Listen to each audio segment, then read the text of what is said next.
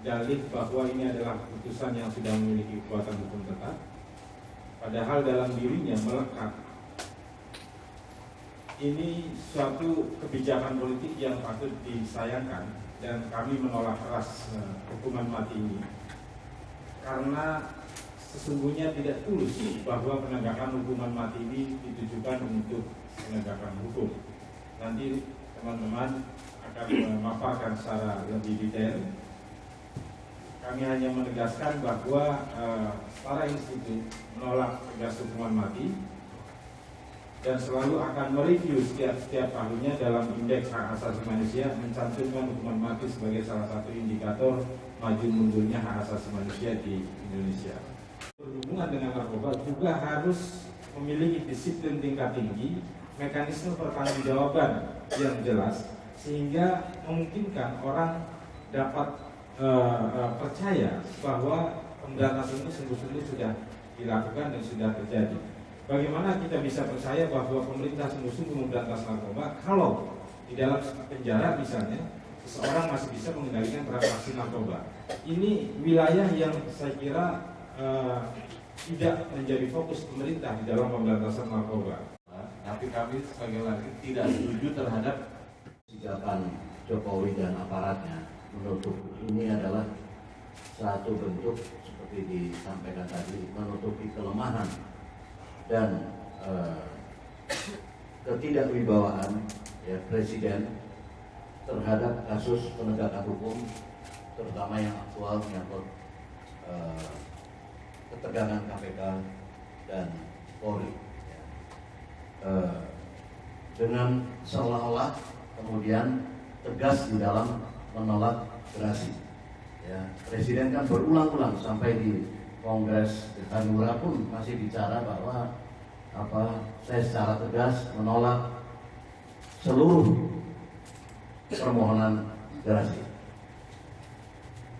Yang lain kesigapan kejaksaan juga untuk terus juga mengamini Jokowi dan menyatakan siap selalu untuk juga bagian dari upaya menghindar dari tugas pokoknya, bahwa kami pesimis dengan juga dengan Jaksa Agung yang seperti yang dipilih seperti ini, ya. Dia tidak akan bicara soal-soal yang menjadi hal utama yang menjadi pokok tugasnya di kejaksaan, bukan dengan malah ya. Yang berikutnya saya kira juga ketiga juga ini berlebih-lebihan saya kira kalau kemudian TNI mau ikut campur di dalam urusan hukuman mati. Ya. TNI ini eksekusi mati ini merupakan bentuk penegakan hukum, ya, dan sudah apa yang dikatakan Bonar Tigor tadi bahwa ini merupakan kemunduran dari masa pemerintahan SBY, ya, karena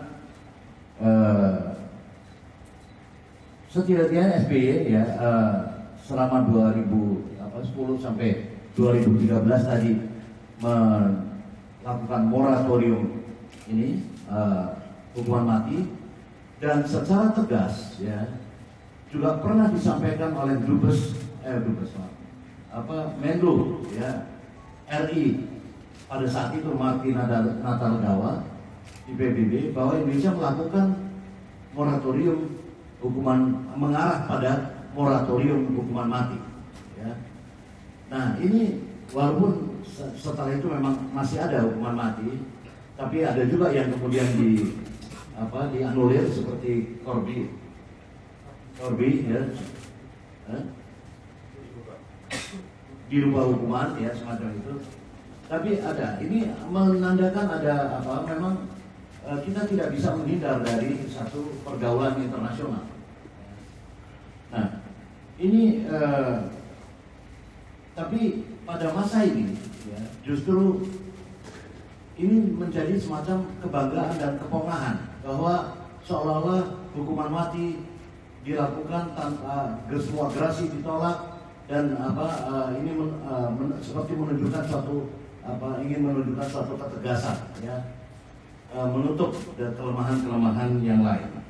Saya kira tidak kurang bahkan ya, dan ini jangan berpikir bahwa ini kita tidak punya persinggungan dengan internasional dalam soal-soal semacam ini.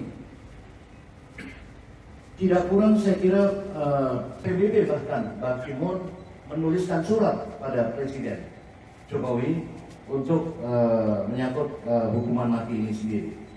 Ya, jadi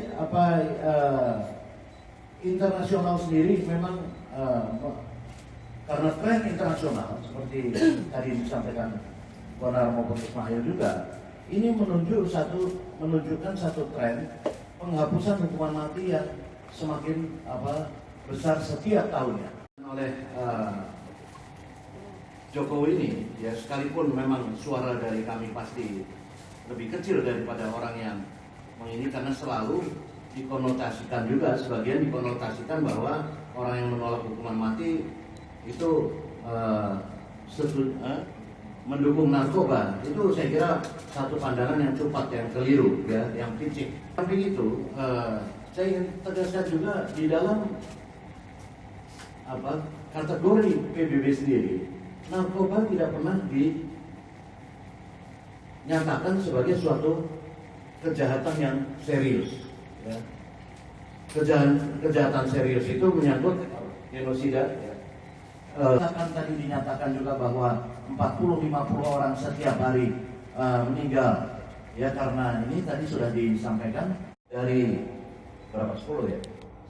10 kematian itu narkoba bukan merupakan salah satu jenis kematian yang utama ya, di Indonesia. Lalu lintas malah. Yes, okay. Ya, saya kira kita dalam beberapa hari ini tinggal menunggu, atau beberapa jam lagi bahkan menunggu eksekusi mati gelombang kedua terhadap beberapa orang yang sudah dinyatakan akan dihukum mati ya. Saya kira ini harus dinilai bahwa bukan saya tidak setuju kalau dilihat bahwa ini sebagai suatu ketegasan dari pemerintah. Justru ini merupakan satu upaya menutupi kelemahan pemerintahan Jokowi sendiri yang memang lemah di dalam penegakan hukum, khususnya dalam kasus aktual KPK Polri. Ya, dia mengkompensasi, menukar ya persoalan tidak tegasan di dalam menegakkan hukum dalam kasus itu dengan seolah-olah tegas di dalam melakukan hukuman mati ya, dengan menolak seluruh gerasi yang diajukan oleh terpidana mati ya. Dan ini juga salah satu cara saya kira dari kejaksaan menutupi kelemahannya mereka juga ya, yang mengamini apa yang dilakukan Jokowi dengan mempercepat proses hukuman mati, karena kejaksaan sendiri memang di dalam penegakan hukum kan tidak menunjukkan prestasi apa-apa ya, terutama di dalam konteks pelanggaran hak asasi manusia berat. Apa yang dia lakukan, memang saya sudah pesimis sejak jaksa agungnya dipilih yang semacam ini ya. Tapi yang lebih penting buat saya kira adalah bagaimana sebetulnya bukan sekedar hukuman matinya ya, bagaimana kita melihat persoalan gerasi yang ditolak oleh Presiden. Ingat bahwa seluruh gerasi yang ditujukan oleh yang diajukan kepada Presiden Jokowi dengan bangga dan setengah pongah, saya kira dinyatakan bahwa ini ditolak semuanya ya. Itu saya sangat yakin bahwa seluruh gerasi itu ya, permohonan gerasi itu tidak dibaca ya, tidak dipelajari oleh Presiden Jokowi. Padahal masing-masing kasus itu berbeda, punya karakter, punya persoalannya sendiri-sendiri dan punya pertimbangan. Ingat ya, saya ingin ingatkan bahwa Presiden tidak bisa melempar begitu saja bahwa toh pengadilan yang telah menghukum mati. Itu kan yang sering dikatakan. Presiden memiliki andil yang tidak kalah besarnya, karena dia memiliki hak, atau saya lebih senang menyebut itu otoritas, yang namanya gerasi yang melekat pada diri setiap presiden. Dan otoritas itu mengandung apa yang namanya tanggung jawab. Tanggung jawab itu adalah apa? Juga untuk melihat setiap kasus per kasus daripada pengajuan gerasi itu, ya. Ada paling tidak ada beberapa hal yang harus dilihat dalam kasus gerasi ini. Yang pertama adalah bahwa kemungkinan yang pertama bahwa begini, ada pengadilan. Gerasi harus dipelajari ya, kelontong atau toko mebel mungkin ya yang bisa gelondongan begitu. Ini gerasi nasib orang per orang. Jadi ya, Presiden tidak buta, dia harus mempelajari, membaca gerasi itu dari masing-masing kasus ya. Nah, karena begini, nomor satu dalam pertimbangan gerasi, pengadilan kemungkinan salah memutus di dalam satu sistem hukum yang korup, ya, sistem hukum yang korup seperti ini. Jadi dan itu kalau orang sudah dihukum mati, kemudian tidak ada koreksi terhadap itu. Ya seperti kasus Sengkon dan Karta, ya itu tidak bisa dikoreksi. Yang kedua, ya prinsip orang selalu bisa memperbaiki diri. Ya, saya bukan tidak setuju satu hukuman yang berat. Silakan hukum seberat-beratnya, misalnya hukuman seumur hidup tanpa remisi dan sebagainya, tapi tidak hukuman mati. Ya, orang bisa memperbaiki sebetulnya diri sendiri. Sebagai contoh, terpidana yang menemukan obat herbal yang kemudian bisa dipatenkan, ya, dia kan berbuat sesuatu untuk orang banyak. Ya, sebetulnya ini bisa menjadi pertimbangan di dalam gerasi presiden. Kalau dia gelondongan, dia katakan tidak ditolak semua, ini kan seperti orang nggak baca ya, tidak mempelajari kasus itu. Jadi karena sistem pemasarakatan kita bertujuan untuk resosialisasi dan reintegrasi sosial terpidana, artinya memperbaiki mereka menjadi lebih baik. Itu sistem kita.